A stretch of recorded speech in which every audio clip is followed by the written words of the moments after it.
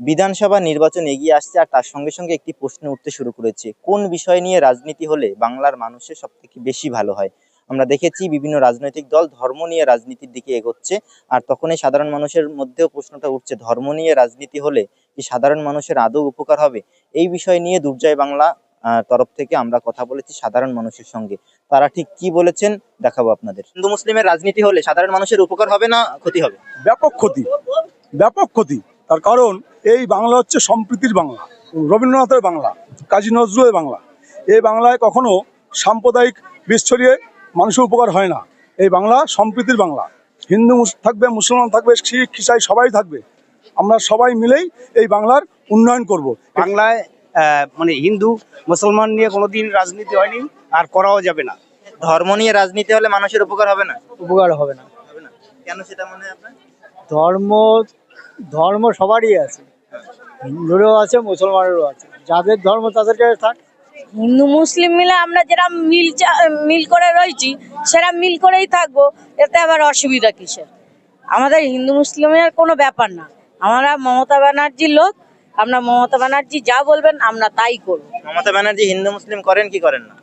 না, হিন্দু মুসলিম উনি সবাইকেই ভালোবাসে, সবাইকেই দেখে, উনার কোনো জাত ধর্ম নেই যে এই ধর্ম দেখবো না ওই ধর্ম দেখবো না, এটা তার কোনো ব্যাপার না, সবাইকে নিয়েই মিলেমিশে চলে। দেখুন, এখানে বাংলার মানুষ সবাই মিলেমিশে থাকতে চায়, ঠিক আছে। কিন্তু এই যে মন্দির মসজিদ যদি বানায় তাহলে উপকার হবে না মানুষের? দেখুন, মন্দির মসজিদ এইটা রাজনীতির মধ্যে নিয়ে আসলে হবে না, ঠিক আছে। এটা রাজনীতির ক্ষেত্রে আনা উচিতই না। যার ধর্ম সে করবে, পার্টির এতে কোনো নেই। কোনোদিনই উন্নয়ন হতে পারে না, আর পশ্চিমবাংলায় কোনোদিন হিন্দু মুসলিম নিয়ে রাজনীতি চলবেও না। তার কারণ আমরা দেখে আসছি দীর্ঘদিন ধরে এখানে উন্নয়নের রাজনীতি চলছে, মমতা ব্যানার্জির হাত ধরে চারিদিকে উন্নয়ন হচ্ছে। আর নরেন্দ্র মোদী, অমিত শাহ এরা মানুষের মধ্যে বিভেদ সৃষ্টি করতে চাইছে, হিন্দু মুসলমান একটা দাঙ্গা বাঁধাতে চাইছে, একটা ভোটের রাজনীতি করতে চাইছে। এটা বাংলার মানুষ কোনোদিন মেনে নেয়নি আর নেবেও না। মানে মন্দির মসজিদ যদি হয় তাহলে সেটা ভালো হবে না? হ্যাঁ, ভালো হবে অবশ্যই। মন্দির হোক, মসজিদ হোক, সব সম্প্রদায়ের মানুষকে নিয়েই আমরা থাকতে চাই।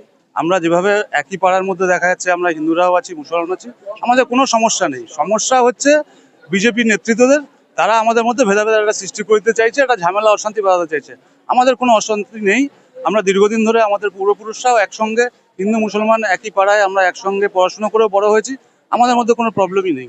মানে কে রাজনীতি করছে হিন্দু মুসলিম নিয়ে? এটা তো সারা দেশে দেখা যাচ্ছে যে একমাত্র বিজেপি যে সাম্প্রদায়িক দল তারাই রাজনীতিটা করছে হিন্দু মুসলমান নিয়ে। উন্নয়নের কোনো কথা বলে না, তারা উন্নয়নের ধারে কাছেও যায় না, জুমলাবাজি করে কাটিয়ে দিচ্ছে। শুধু হিন্দু মুসলমান আর হিন্দুস্তান পাকিস্তান করেই তাদের রাজনীতির বৈতরণী পার করে চলেছে। হিন্দু মুসলিম নিয়ে রাজনীতি করলে বাংলার উন্নয়ন অবশ্যই হবে। সবাই মিলে একসাথে থাকলে, একজোটে থাকলে অবশ্যই বাংলার উন্নয়ন হবে। হিন্দু ধর্ম নিয়ে একরকম রাজনীতি দেখতে গেলে আমরা এখন দেখতেই পাচ্ছি যে বিজেপি করছে। এক বিন্দে দুটি কুসুম, হিন্দু মুসলমান, মুসলিম তার নয়নমণি, হিন্দুতে হার প্রাণ। সেই বাংলায় আমরা কখনো অশান্তি চাই না। হিন্দু মুসলমান সবসময় ভাই ভাই হয়ে থাকতে চাই আমরা কোনো অশান্তি ঝামেলা চাই না। সমগ্র দেশের তো এমন পরিস্থিতি আগে কখনো ছিল না, কারণ আমাদের দেশের যেসব মনীষীগুলো যে সঠিক রাস্তা দেখিয়ে গেছে, এবং তাদের প্রত্যেক সবারই একটাই কথা যে হিন্দু মুসলিমের ঐক্য এই দেশে বরাবর বজায় ছিল এবং থাকবে। কিন্তু এই যে হিটলারি শাসন ব্যবস্থা আমরা দেখতে পাচ্ছি, যেটা নরেন্দ্র মোদী এবং অমিত শাহ কায়েম করবার চেষ্টা করছে, এবং সেটা তো সমগ্র দেশের মানুষ তথা আমাদের পশ্চিমবাংলা, যেমন আমাদের মাননীয় মমতা বন্দ্যোপাধ্যায় এবং অভিষেক বন্দ্যোপাধ্যায় যেভাবে তার দেখানো পথ দেখিয়ে যেভাবে সমগ্র দেশের মানুষকে ঐক্যবদ্ধভাবে দেখাবার চেষ্টা করছে এবং দেখাচ্ছে, যেটা সমগ্র দেশের যে এই যে ঐক্যের বন্ধনটা সেটা বজায় থাকবে। এবং আমার বক্তব্য একটাই, যে এখানে যেই আসুক হিন্দু মুসলিমের মধ্যে এই ঐক্য ভাঙতে কেউ পারবে না।